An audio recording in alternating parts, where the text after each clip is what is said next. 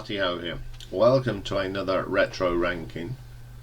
Hopefully my teeth are back in place after the stutterings and mispronunciation of words during the Yardbirds. But hopefully everything's back to normal now. So today's retro ranking is a little special.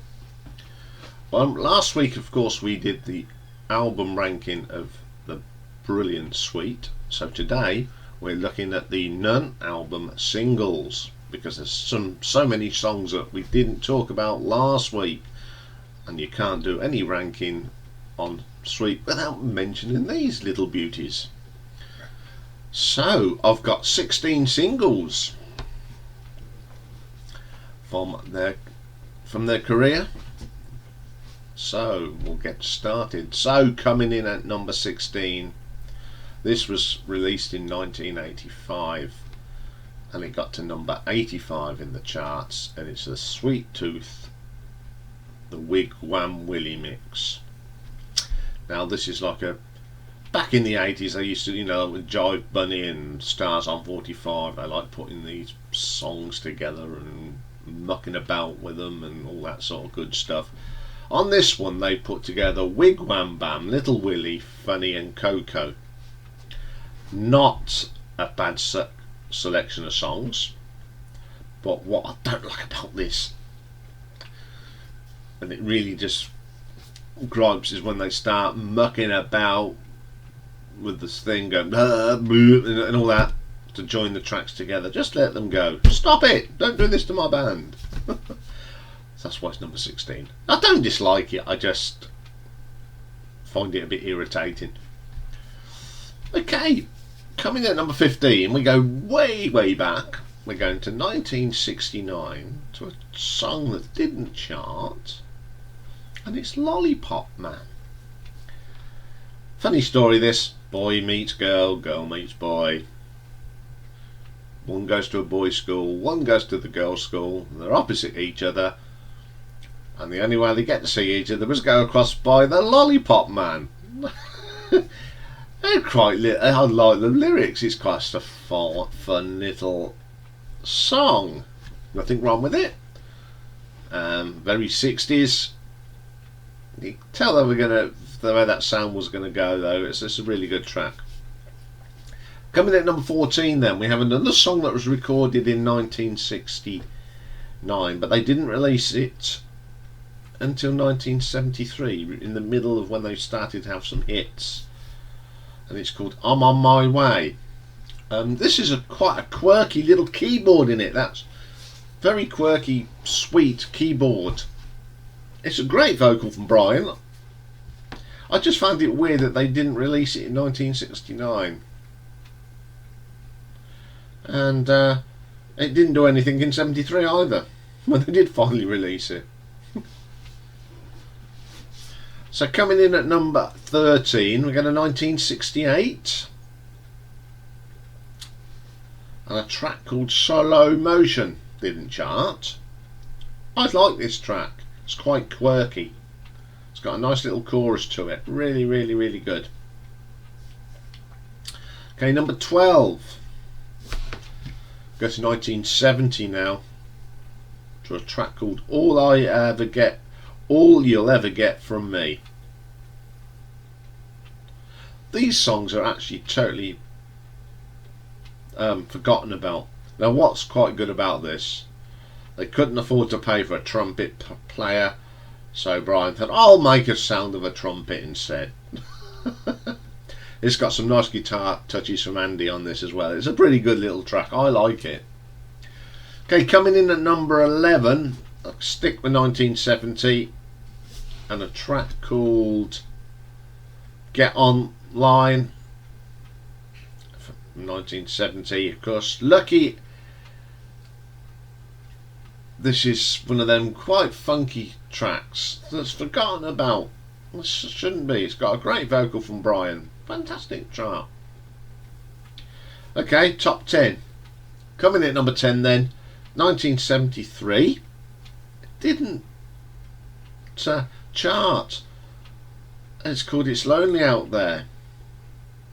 I love this track. I just understand why people didn't buy it.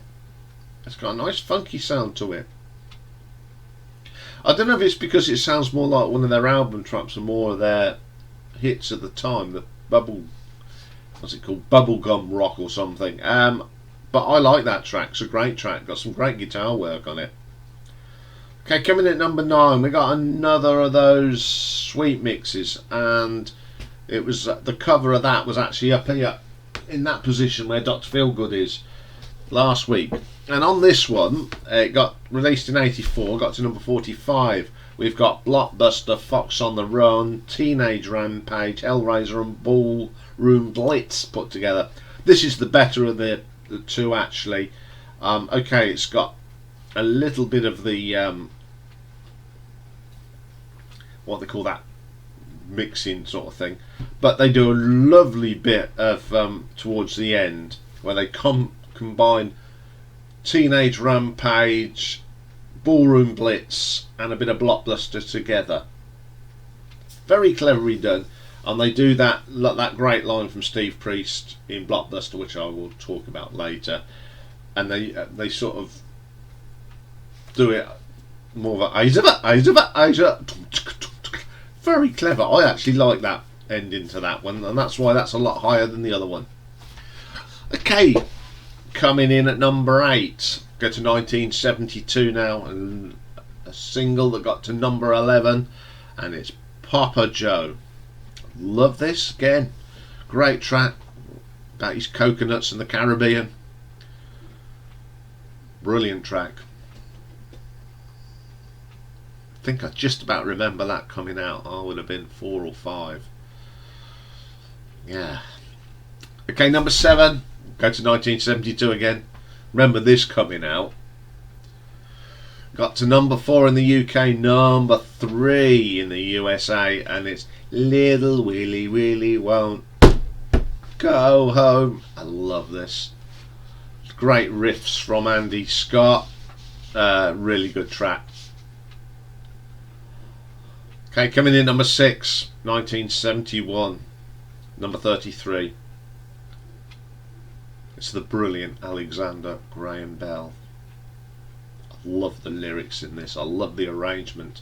I love that thing when it goes from that very first hello, Alexander Graham Bell. It's in my head now. That'll be in my head for the rest of the day. Love that. Brilliant. Number 5 then, 1973, got to number 2 in the charts. It's a fantastic Hellraiser. Love that great riff from Andy Scott, thumping bass line from Steve Priest, the booming drums of Mick Tucker, and that brilliant voice of Brian Connolly. Absolutely belter. Love this track. Heavy.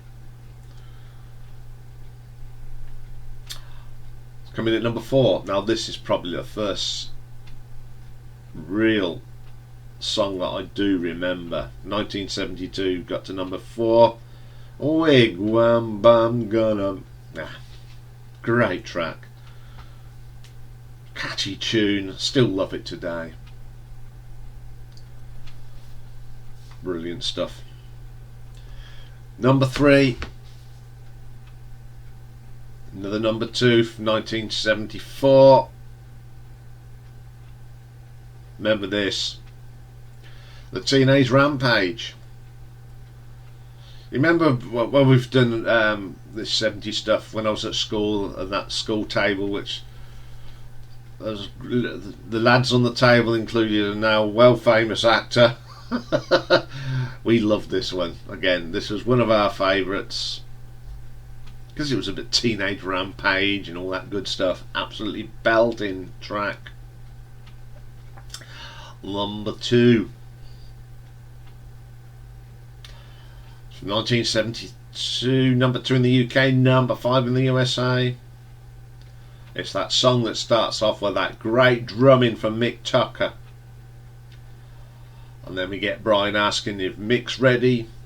Andy, Steve, alright fellas, let's go. Of course it's Ballroom Blitz. Great solo on this from Andy. It's a great track. People have tried to cover it, and no one can cover this as good as these. This is the original, and this is the. I mean, the drumming on this from Mick Tucker is just booming. That's one of my favourite tracks. One of my favourite songs. Well, I can't say too much about that. That's for another show with someone else. Yes, which we'll talk about at a later stage. Anyway, coming at number 1 from 1973. Got to number 1. Probably one of my favourite songs from my childhood. Starts off with them Sirens, and then we get that, and then we get them lovely harmonies, and it's the brilliant Blockbuster. Memorable bits from this song: Steve Priest, that backing vocal, we haven't got a clue what to do. He does it a lot better than me. I mean, I'll put the video from Top of the Pops when they're all lipped. It's brilliant. And then, of course, what tops it up is Mick Tucker on them kettle drums. I'm getting a bit nostalgic. I can't help it though with this song. It's just one of them songs that stands the hairs on the back of my neck. I love this song. It is my favourite song from my childhood. Okay, bit of reminiscent for me. I think Sweet are my favourite band from that period. You know, it's a band that I got into very, very young. I just love the energy and the sound of Sweet. And I do like Andy Scott Sweet stuff as well, because it's just Andy Scott, you know. Yeah, well, I'm gonna do a little thing on Andy Scott Sweet, because although he's the only one left now, it's nice that he's still churning out these great tracks and recording some really good ones. So we will be looking at Andy Scott Sweet at a later date. Okay, that's all for today. We're back tomorrow with a Marathon Wednesday, and this one's totally out of my comfort zone. It was a band that was asked for by one of the subscribers and a regular contributor to the live stream, which is on Thursday nights at 8 PM. He asked me to do Depeche Mode. Now, I've never turned down a viewer's request, and I would never do it, because, you know, I like to do what you like, and I have listened to all the Depeche Mode albums. Some I liked, some I didn't like. But tomorrow, I'll be ranking all their albums, and it was a challenge, I'll tell you now. So join me for that. Have a great day. Bye for now.